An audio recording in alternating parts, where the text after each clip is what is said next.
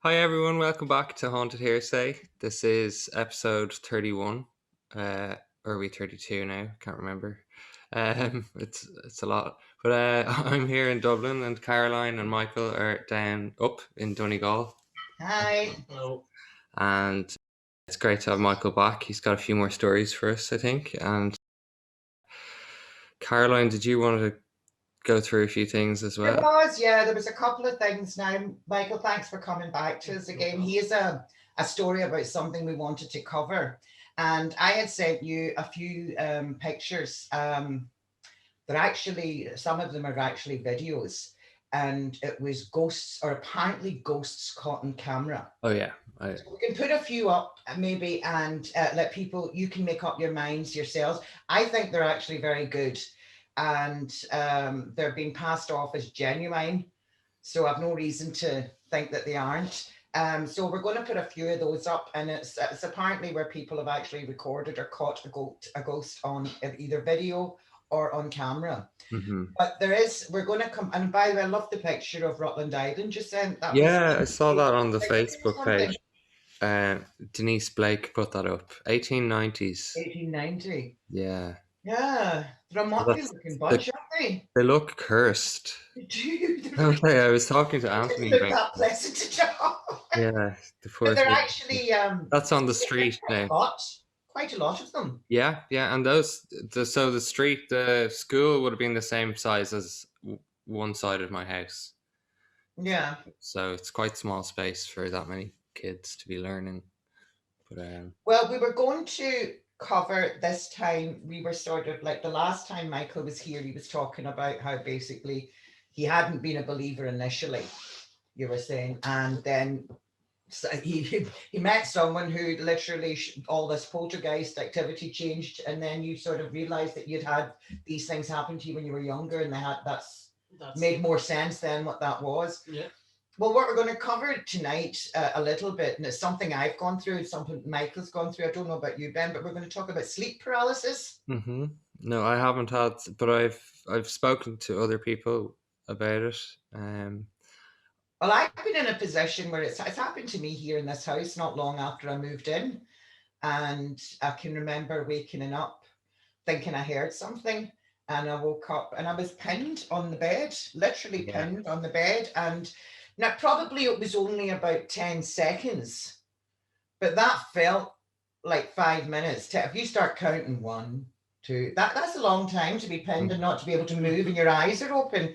Now, that was the only time that it happened to me, but it was a very scary thing. I watched a documentary. Sorry to interrupt, but I watched a documentary about sleep paralysis. I think it was on Netflix a long time ago, and essentially everybody had the exact same story. And I haven't had sleep paralysis, so I don't really know how it goes. But I know from their stories, anecdotally, that they all had the exact same experience, which for me as an outsider, let's say, is that's very strange to think about, really, because I'll tell you very quickly what their story is, and then you can tell me if that matched up with yours. Yeah. So you said you were pinned down. That was a common thing, but Mhm. for a lot of people, while they were pinned down at the beginning, somebody came into the room, or a dark, shadowy figure, or a hag, like an old lady, came into the room. So it was either a shadowy figure, a dark cloud, or this woman entity, and it would sit on their chest.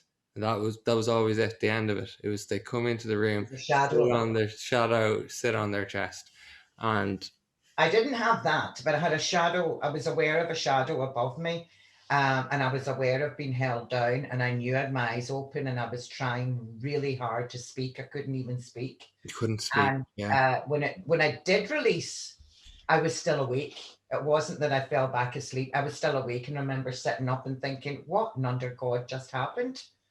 It yeah. was such a, it's never happened since, and that was probably I'm in here now, what, 18 years. Mm-hmm.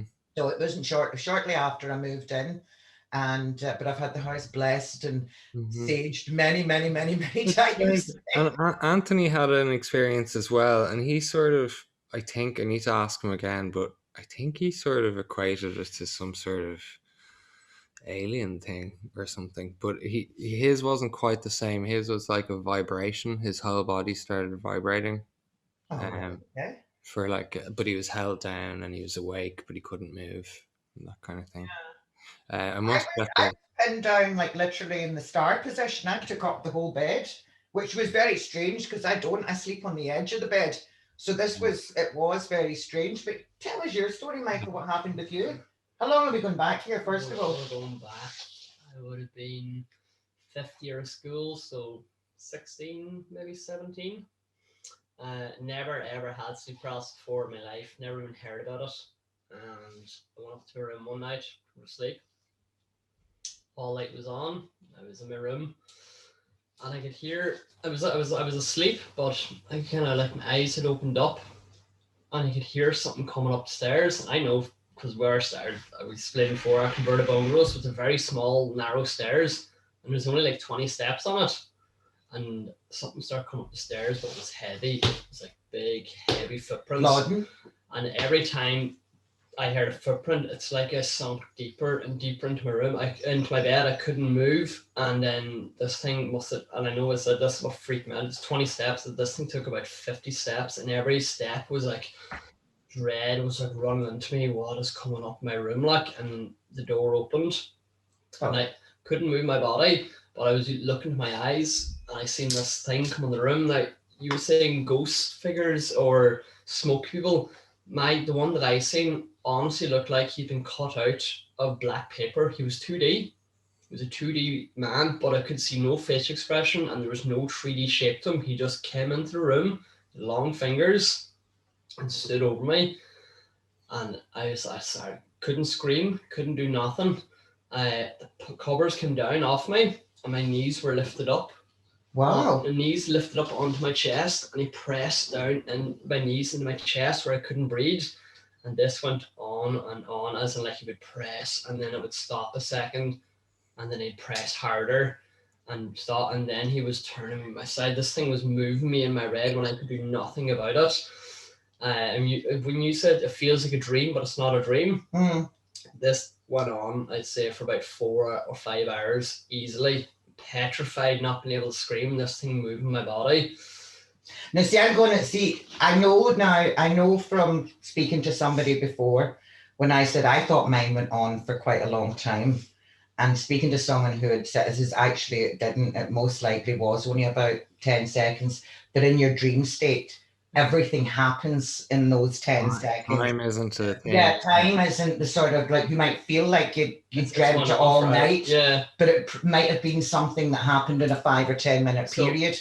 My room would have been usually clean, and towards the very end of it, just when it was leaving the room, all these things in the walls was like goblins or little things had just popped out. Hundreds of them had popped out of the wall, and the minute they start running towards me, that's when I could move. And by the time I went to move, it was morning time. I'd fell out of my bed. The room was an absolute tip. Wow. An absolute tip. Whether I was acting out with this sleep and moving in my sleep, I have no idea. I woke up to mum shouting me to get down for school. Where was this? Was this in? This is my home house. In Drumcart? In Drumcart. Oh my goodness. And it was that bad. I got in school. I couldn't speak to any of my family members. At the start, I actually thought I'd been abducted by aliens. That's the way it felt. I was like, what is this thing in my room? And it took me a long time to get over it, but I got on the school bus. I looked at the window for the full thing, even people trying to chat to me. I couldn't talk to no one. They were just really scared out of my head. And I got as far, I got in through the front doors of the school, and our health and safety officer was just coming out of the office and to go and look at me in the office. Are you all right? What's going on? Took me into the office, and the minute he said, "Are you okay?" and I just bawled out crying. Did you tell it? I told him, and he actually gave me a hug, and he's like, "Oh, I think it's sleep paralysis." Like, and he could just tell I was white. I was just didn't want to do nothing. He actually phoned mum, come down and get me from school the very first thing, and she brought me down to the doctors, and told the doctor what happened, and he put it down to sleep paralysis. I didn't sleep. See, it is a terrifying experience. Because you're disabled, you can't move. Now, I know that that's the doctor's response. It's sleep paralysis, and that is just something that happens. and that it's probably your own mind that's conjuring up everything else. Yeah. I don't know if I buy that. I didn't buy it from the doctor. You know, I don't know if I buy that. This left me for a while. I think I was like, what was that? And then I remember I watched some other movie about like alien abductions. It was like The Fourth Kind or something. And I was like, oh my God, like, was I abducted? I went through like another few weeks thinking, oh my God, it's something coming to me. I think it sounds really scary. As opposed to being otherworldly, I think it is more supernatural. Yeah. Yeah. I mean, I've never experienced it, so I don't know. Now I'm terrified. But on the other hand, I did have, and I meant to say this the other time because you were telling your story about the spare room in your house. When I was a kid, I did have an experience where my bed started shaking, and I was like, it was, I think it was what you were saying about covering yourself with the covers or something. There was like you were hiding from it. I remember on more than one occasion, my bed starts shaking as if it was an earthquake, kind of. Do you know what I mean? And I was in the bed and I had to cover my head, and like, it just seems like it was a long, long time ago, but it seems like a very vivid thing to be scared of. See, I'm the opposite. When things scare me, I go out and face them. I was a young kid, so you know, I'm in my 30s now, so it's different. But if you do feel like there's something there is in the home, like, yeah, that's you're the first person to say that to me as well. It's like, oh, go out and face them. Because you know, the worst thing is your own imagination. You could be hearing something that could be something very innocent or whatever. It's your own imagination running riot with you. And I know I have a good imagination, but I also know that I have certain psychic abilities and certain psychic awareness, and I am sort of, I seem to draw it to me. And but the thing with me, especially being a single mother and rearing, you know, my boys, I had a youngster in the house, so I would, as far as I was, you know, I couldn't sit in the bed and pull the covers over my head and be afraid. Yeah. That would actually annoy me anyway. I'm one of these, I want to go out and see what it is. It's worse now when it is probably something supernatural. Yeah. But the thing is, you get brave when you face something. And I've always found when you face it, it's not as terrifying. I mean, it's still scary, but not experienced a lot of things, but I haven't really faced things, if you know what I mean. Like I've ran from every one of them, from all the ones that happened in the friend's house. And it's like, I think I've seen something now, but I did use the sage in the house. Did you? You gave me some sage last time, and I done the whole house, every single corner, like. So I was hoping more to help my housemate Dave, like, because it wasn't feeling too great, and I was like, maybe there's something to do with this. He told me another. Clear the bad energy anyway. Yeah, that's it, like bad energies and stuff. Yeah. But yeah, it's been used for a long, long time. I have a big bag of, actually, I must bring more up the next time. I got a big bag of it. I've got too much of it. I give some of the stuff you gave to my mum. Before you go on, I'm just going to say about sage for anyone watching. The one thing about sage that we know for a fact, scientifically, it's been proven that it doesn't only just get rid of bad energy, it gets rid of bad air. So anything toxic in the air, it actually leaves a room sterile and clean. So that's scientific. If you go online, you don't have to take my word for it, go online. You know, scientists have proved that any toxins in the air, after a room has been saged, it's 99% clear of toxins. Whether it stays like that, I don't know. But it actually cleanses the air. So it's not just about getting rid of, you know, sort of a scary bad energy. It is getting rid of bad air. Yeah. So there is that. But you're going to see your friend had another. My friend had this is supposed to be third hand count. It was, I didn't see it first hand, but there's a fella who he runs a show on Facebook and stuff, and he's pretty much up against it, all the globalists and all these kind of elites and stuff, and he's trying to call out for all this kind of satanic rituals and stuff. But he used to be in the British Air Force, and the reason he left was one of his friends, whatever had happened, he'd commit suicide, and the Air Force had to cover it up and say that no, he never committed suicide. So this really annoyed him. It's one of the reasons he left. Was like, why are they not protecting him? You know, they they tried to say that the pilots can't be weak and commit suicide. They have to be strong. Yeah. But when he said he had been around, he'd met Prince Philip. And he said when he shook his hand, it was like leather, and the look he gave him.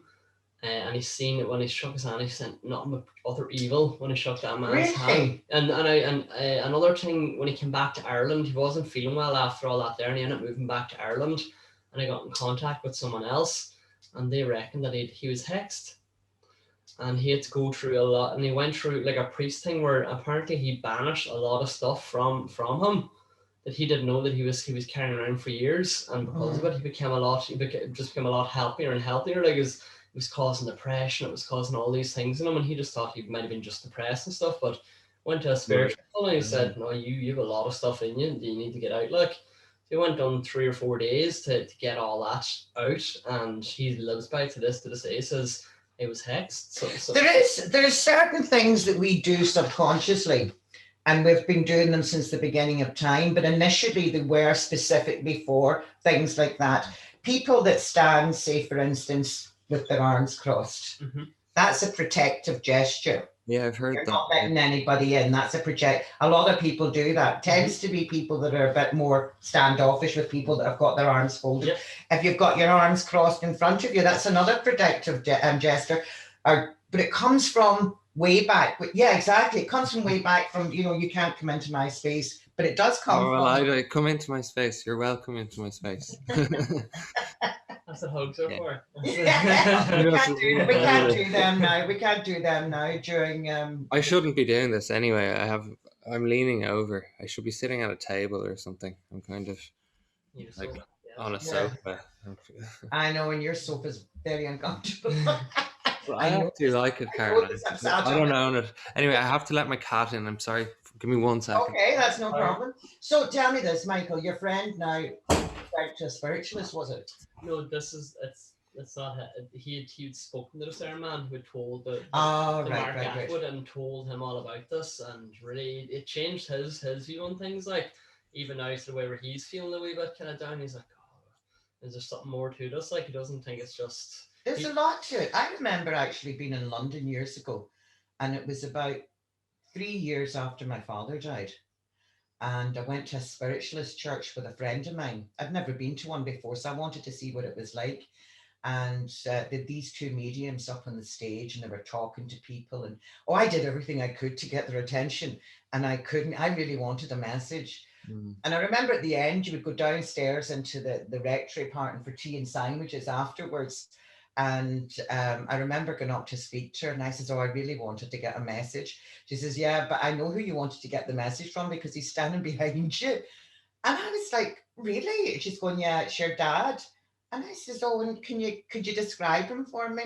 And it was, if you've got anyone that knew my dad, she says he's standing there, and she says, and it's like a check shirt, and he's got his hands in his jean pocket, and he's whistled the whole time I was doing my spiritual readings.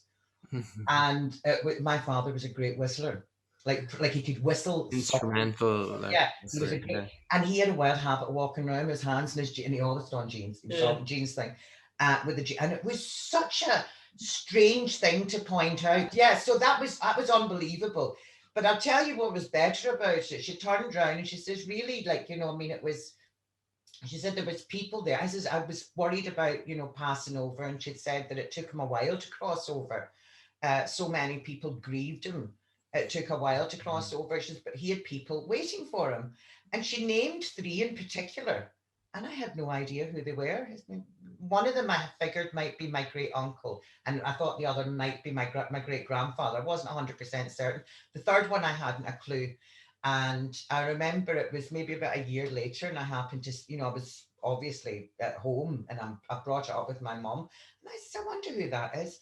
And the minute I named them, she knew who they were right away. One of them was his cousin's father, one of them was an uncle, and the other was a neighbor, somebody that they'd known growing up.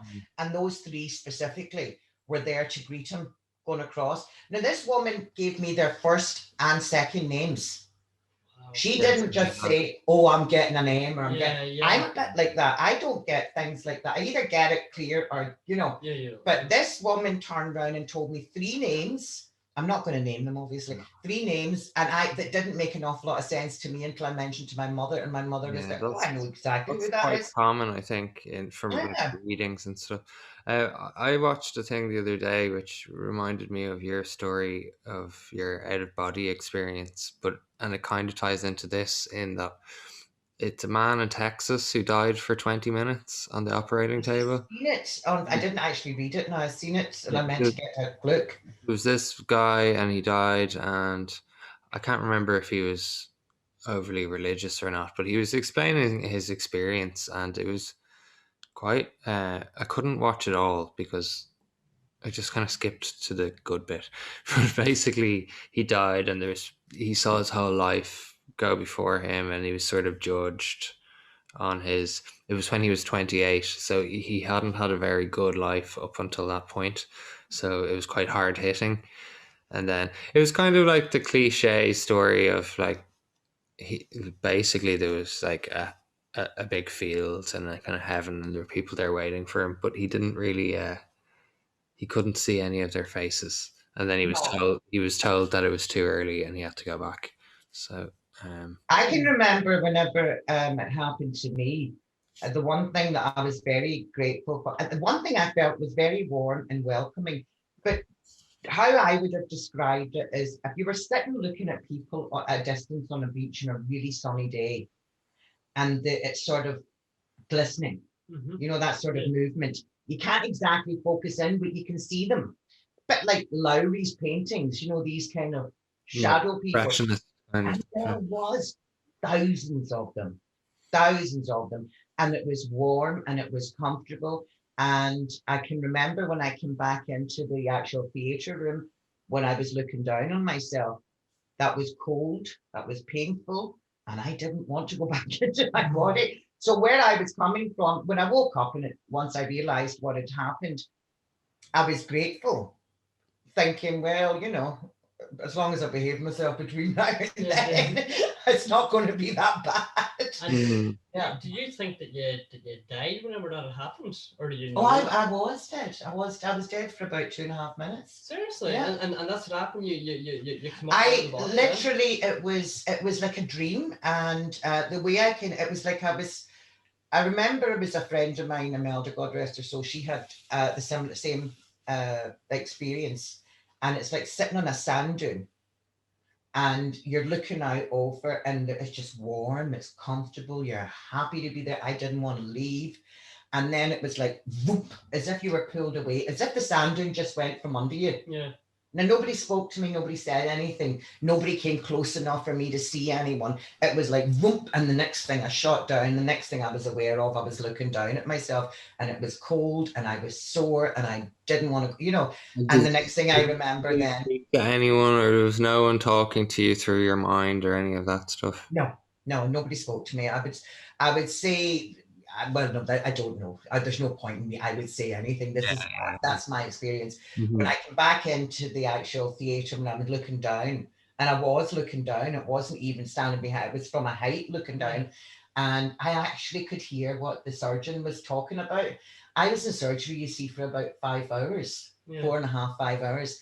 And during that time, the surgeon had taken a cigarette break. And obviously it was after they'd brought me round, but I wasn't still back in my body. So they're still working on me. He took a cigarette break. And I was fit to tell him when I came around. And the first thing I said, can I have a cigarette? He said, just silly, you're just after coming out. I said, you went out for one. Did they not know that you were dead? They obviously did. Now, I see the timeline for me is bump, bump, bump. Yeah, exactly. I was in the theatre for like about 5 hours or so. It might not have been that. In my mind, that's what I remember is bump, bump, bump, and it happened in a row. It might not. It might have been staggered over those few hours. The warm patch was obviously when it first happened to me. Yeah. I would say whenever they've brought me, whenever they give you the paddle thing, that's what's brought me back into the theatre. Then it's I don't know. I'm still to this day trying to make sense of it. I remember speaking to Imelda about it. She had the same. She'd come off a motorbike and broke every bone in her body basically. And so she'd had the same. I think hers lasted a bit longer, But as I say, it's like that sleep paralysis thing. You think it's going on for ages and ages, whereas in actual fact, it's most likely only happening for minutes. Yeah. You know, it is most likely only happening for minutes. I mean, I don't know what the timeline was, but I know that when I was above them, I could hear him saying about golf. He was talking about golf, that he was going on to do that afterwards, and then obviously all the proper things. But it was like bits of conversations. But I know that they had this conversation because I know when I come round and I started telling the surgeon, you know, he comes over to tell you the surgery, we're here, blah, blah, blah, blah. And I started telling him what that I'd heard him speaking. And because I was able to repeat back at the time, obviously, it was a bit clearer what he'd been talking about. Now, to me, it was like he'd been talking about that just before I woke up. Yeah. It's very possible he might have been. But he got such a shock, he called the anaesthetist back in and got them to check me. I was still very groggy, still only coming out, to make sure that I hadn't woken up during surgery. Yeah. And, you know, there is a name for that thing where you can wake up, but that's usually to do with the amount of gas and air you're getting. There's like, you know, I mean, it's happened to people, but it's a very rare case. So he came in, made sure that it wasn't that. And I was going, no, I didn't, you know, I didn't necessarily feel like I wasn't aware that you were operating on me. I was like, I seen it, but I had another experience and I heard you talking. So once he had realized it wasn't, you know, that I was okay and that I hadn't woke up during surgery, physically woke up during surgery, he was like, you know, kind of dismissed it. But I remember the nurses, they were much more used to things like that happening, people coming out of surgeries or near-death experiences and talking about things, people that were there for them or things that happened, or people that they'd watched dying, talking about people had come into the room to go, oh, there's my husband now, or there's my, you know, my wife. The nurses, to them, it was heard it, seen it. It's probably what you see now. You know, it's like they weren't surprised by what I had to say. Yeah. The doctors tend to be a bit more, you know, this guy was, documentary. Yeah, so he kind of like, I remember it was Mr. Hamilton. He was a Harley Street doctor.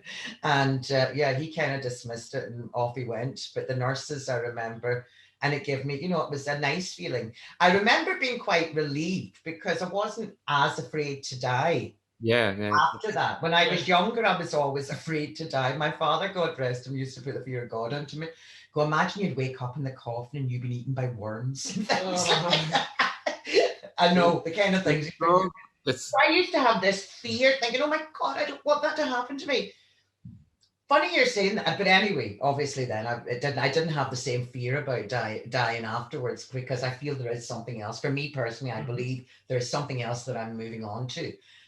Talking of waking up in coffins, and I think there might be a connection with the sleep paralysis, is the Victorian thing, where people that were buried and they discovered then afterwards that they weren't, it was like they got into a catatonic state. Oh yeah. And would be, because they wouldn't have maybe a stethoscope or something, so you could mistake somebody's, like if there was very labored sort of shallow breathing, they might have thought they weren't breathing. Anyway, it's happened. People have been buried. Have little bells. Yeah, and that was a Victorian thing where they had a string into the coffin tied around the corpse's finger. Saying came, say a bit of bell. Yeah. Another one was sort of turn came from graveyard shift, was someone was employed to sit in the graveyard and listen for bells for anyone that had been buried. Yes, that's right. Yeah. Another thing with, remember the Irish were big for having wakes. We was on a 3D wake. I heard that way back before we figured out lead was bad for us, when we were making lead cups and lead glasses. People would drink whiskey from lead glasses and then actually end up with lead poisoning, which would leave them almost dead, where no one could talk and they could slap them, they would go pure white, and that's why they took 3 days to make sure that they were actually dead. They used to rest for 3 days in case they woke up after 3 days and like, oh, I'm actually not alive. They used to dig up whenever they would go to bury someone else into a plot of land, and they dig up the coffin, and they would, if the coffin was badly deteriorated, you could see scratch marks and stuff on the other side of it, and that's the realize they're actually burying a lot of people alive, like. Yeah, there was cases of it, and the reason, well, not the reason, but I know one of the reasons. For instance, in Scotland, in Edinburgh, there was an awful lot of. You would get people that would go and rob graves, and they weren't. And the reason they were going to, and stealing bodies, Yeah. They For would get medical. money from doctors. Yeah. Doctors, that's how they learned, that's how they developed, their medicines, etc. But they would only get so many, but they weren't averse to taking ones on the side, you know what I mean? Yeah. A corpse on the side. And it was through people digging people up and finding the scratch marks on the inside of the coffin. So, that the person had obviously suffocated and not actually died naturally before Yeah. going into that. Sounds awful. Yeah. Sure, I heard of it actually in America, and it's only maybe about 5 years ago this happened. I don't know whereabouts in the States, so to be honest, there's no point in me saying it happened in New York or whatever. I don't know whereabouts, I can't remember. But I do remember it being headlines because it was a woman that came to in the morgue in the hospital and scared the life out of the mortician or whatever you call the guy that's down there working in that part of the hospital. But and she had been time of death, the whole works, surgeons, like with all the modern technology we have now. And she woke up in the actual morgue in a bag. Oh, wow. I don't know what she had that, made them think that she'd actually died or whatever, but so I can understand. I mean, you'll wake me for at least 3 weeks. I want to be rotten before I go into the ground. God forgive me. Confirmed dead. Yeah, double confirmed. Yes, just to me. In fact, put me in a glass box. Yeah. Put me on ice. on display. Did you ever hear the story about Benjamin Franklin in London? Basically, Benjamin Franklin, the American dude, he lived in London for a period of time, and they found in his house recently, they found loads of dead bodies in the basement. No. And then they were like, shit, is Benjamin Franklin like Jack the Ripper or something, or some sort of, that would be such a scandal. And then they realized that actually it wasn't him, it was his housemate. And his housemate was a doctor and he used to get bodies out of the graves. And so he wouldn't get in trouble, he'd bury them in the basement after he was done doing his surgeries. So, I mean, it's brutal. I mean, I spoke about this before. I don't know if I sent the picture to you. If I did, we'll get it up. And it's of a young girl in an insane asylum, but it's like obviously back at the turn of the last century. And they were hanging like out like this with ropes from the ceiling. And it's some sort of water therapy, cold water, or I don't know what they were trying to do to her, but it was brutal. It was horrible. It was just torture. It was I evil. don't know if we need to see it. Yeah, but I've said that before. Now, I mean, if we were to go back on things that doctors have done to get where they are, I mean, they had to. Yeah. I mean, they needed bodies so that they could learn, basically.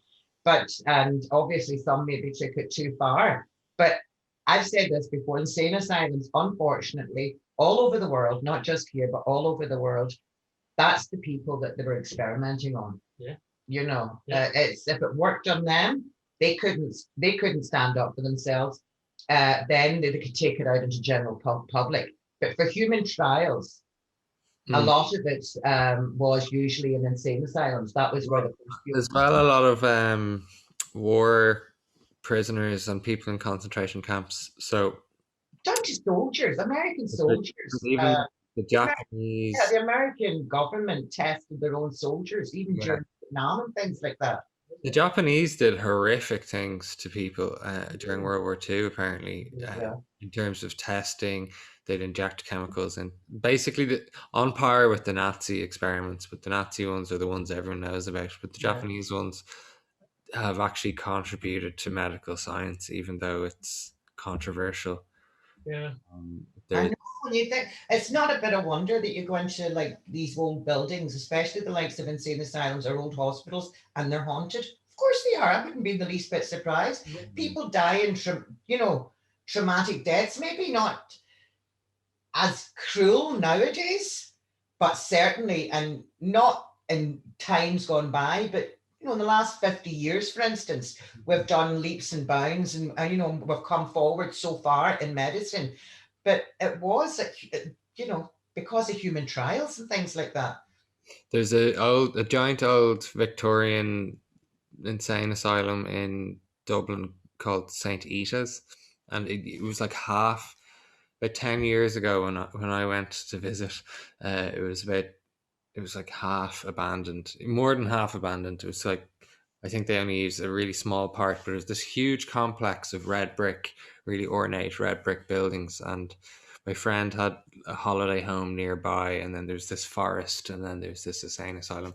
And it was quite a spectacle because of all the red brick buildings and stuff. Mm. And you'd sneak in, and we all snuck in, and we were going to play hide and seek behind all the buildings, but we got spooked and we had to. The Letterkenny Insane Asylum, the Donegal District Lunatic Asylum, that's what it used to be called. It's closed now, St. Connell's. And I can remember when I was young, my grandmother, I told you, had dementia for about 12, 13 years. And it was maybe about 5 or 6 years into it. And the doctor said to my mum, you can get respite, you can put her into the, now there's nursing homes in Dunlow and things like that. There wasn't then. The only place you could put somebody for respite was St. Connell's. And it was also the insane asylum. And I still remember going out and going in, and it was like something out of One Flew Over the Cuckoo's Nest. It was these old Victorian buildings with the big long hallways, with people wandering up and down the hallways that weren't compass mentis. And it was like walking into, a scene from One Flew Over the Cuckoo's Nest. And I remember they sat my grandmother at a table, and they must have given her medication. And we got out as far as the front door. By the time we got to the front door, my mum said, no, I can't leave her here. We turned and went back in, and my mum took her out. She just looking around. That was what my mum thought as well. It's like, I'm not leaving her in One Flew Over the Cuckoo's Nest, basically. So she went in and took her back out. But it was scary, and that's not even that long ago. Nowadays, like if you had somebody that was old, you wouldn't put them into an insane asylum. You would put them, if you wanted respite, to go to a local hospice or hospital or nursing home. There's a lot more of that now, but yeah. It was much more of an institution back then, wasn't it? As well, Yeah. you were run by I suppose the church here, Saint Ita's, anyway, in Dublin. Well, I don't. I mean, I don't know. There's no point in me saying who ran it in Letterkenny, St. Connell's. I think that was just. I don't know.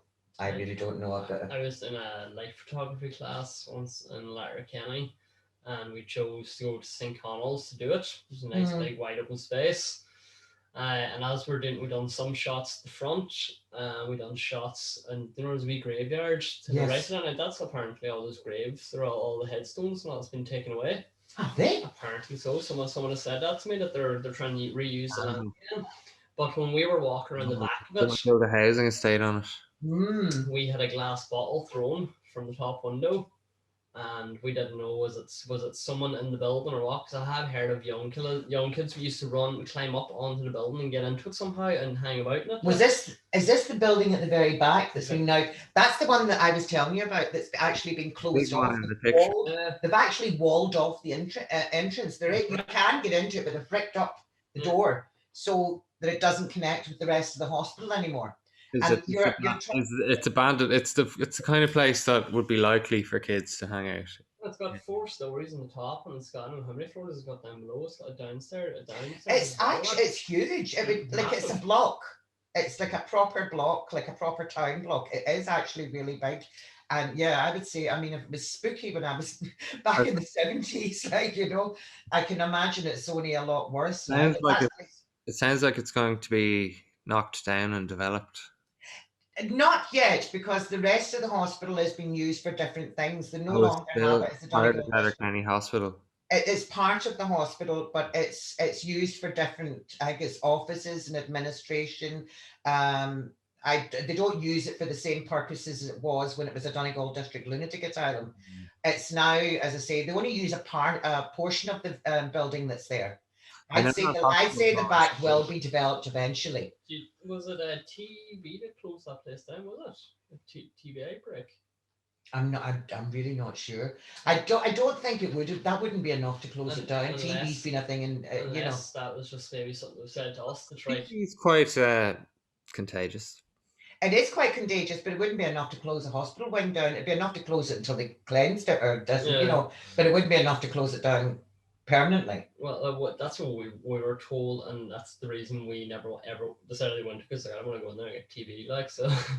Yeah, I don't know creepy, what it is a creepy building. I've sent you a picture of that before. I'm actually going to send you those pictures again because I'd like people to see what we're talking about this time. There's still lights on in that place too, in that back building. Is there? There's still lights on it. If you Well, there's go up not at supposed to nighttime- be anybody in it. I know, but there's you'll see, and the lights are in disrepair. They don't look nice. They're hanging like, but there's 2 lights on that building, like.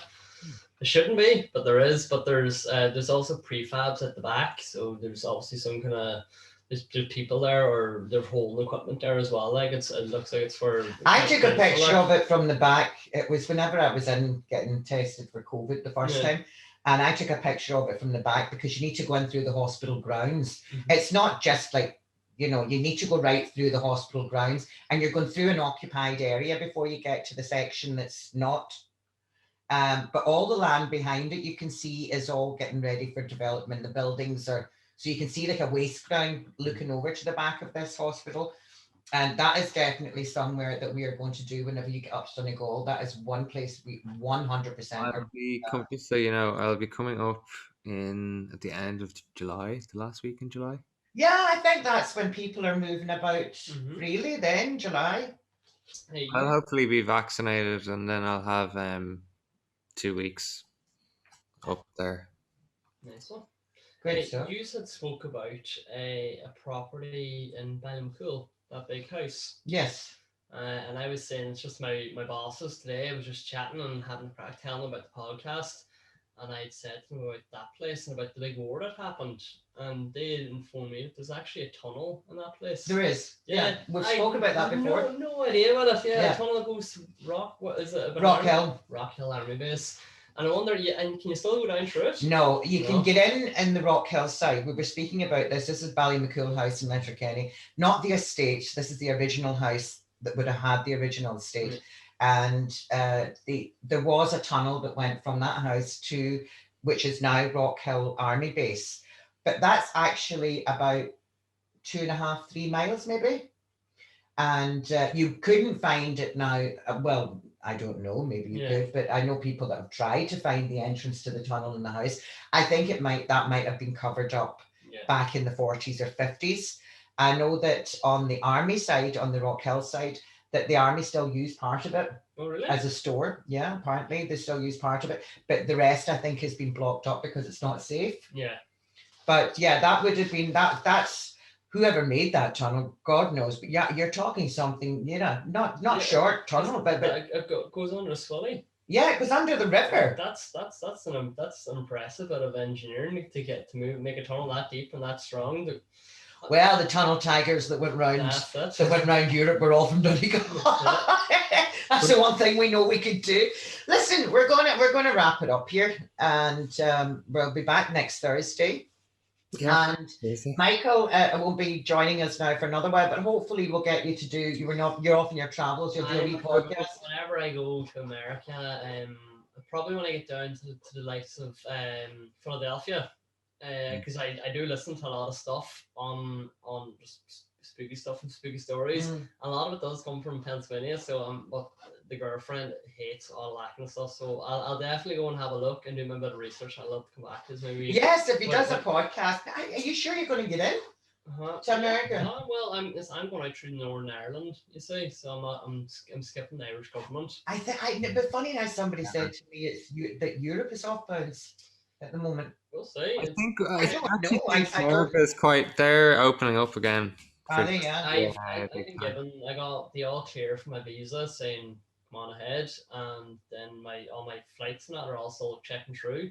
The only thing I'm required is a negative COVID test before I get on the plane, and it has to be within 3 days of my flight. So. And then you do it then on the other side when you get off as well. I think. Yeah, I don't know if you might have to do another one to say in JFK whenever I get out, and then I'll have to sort another one then before I fly back. Yeah. So 4 tests just to get in the plane, like so.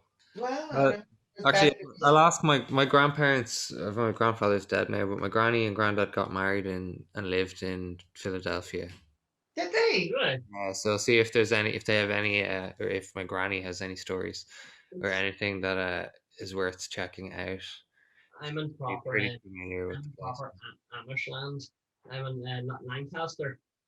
Oh, The, really? Wow, cool. yeah, the largest population of Amish in the whole of the United States. Like, so they're all like Yeah, congregated I'd there. actually love to see up close the Amish. I know, weren't they really the Swiss that went to America and just Is that never? what the Yeah, Amish the are? majority of them were of Swiss origin. Yeah. Would it be hardly be Dutch? Would it? Although they could very well That's be. probably I just- only know I don't know an awful lot about them, but I know that. They look more Dutch with their hats. Yeah, I know quite a It's- few were Swiss origin as well. It's just like because they even like our from family, like the shopkeepers and that will speak to you because they know English, but the rest of them all speak what's a thing called Pennsylvanian Dutch. Oh Which yeah, well it's that's a little dialect language, and that's apparently what they all speak. So yeah. I'm really looking forward to seeing some of that as well. Like, I might get some proper milk. So I was giving out about American milks, and I don't know if I can. Like my brother told me it was awful. So Yeah. I'm really looking forward now to trying like a proper Amish that is. It comes from like a home. It all comes from farm milk instead of Yeah, that yeah. processed All the stuff, like. organic. Yeah, he said my brother in milk. He said it was like white paint water. He said it was awful. He The Donegal milk is so you nice. know, It's so good. The milk in Donegal is actually you don't know what you're missing, or people in Dublin don't know what they're missing anyway.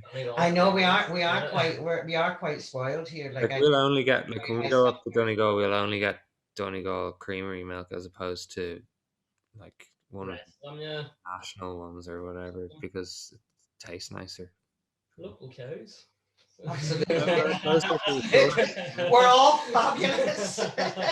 Right, listen, everyone, thank you very much for tuning in, and hopefully use a like, share, subscribe, all of the above. And we'll be back again next Thursday with some more stories and some more ghosty stories next week. We're going to put up a few pictures this time, and there's just pictures that we took off the internet, and you can tell us if you believe it or not. It's just, people that claim to have caught ghosts either on film or on video. So you can have a look. Tell us what you think in the comments, and we'll address it next week. So yeah, thanks for tuning in. Thanks very much. Thank you, Michael, for coming and joining again. No Ben, worries.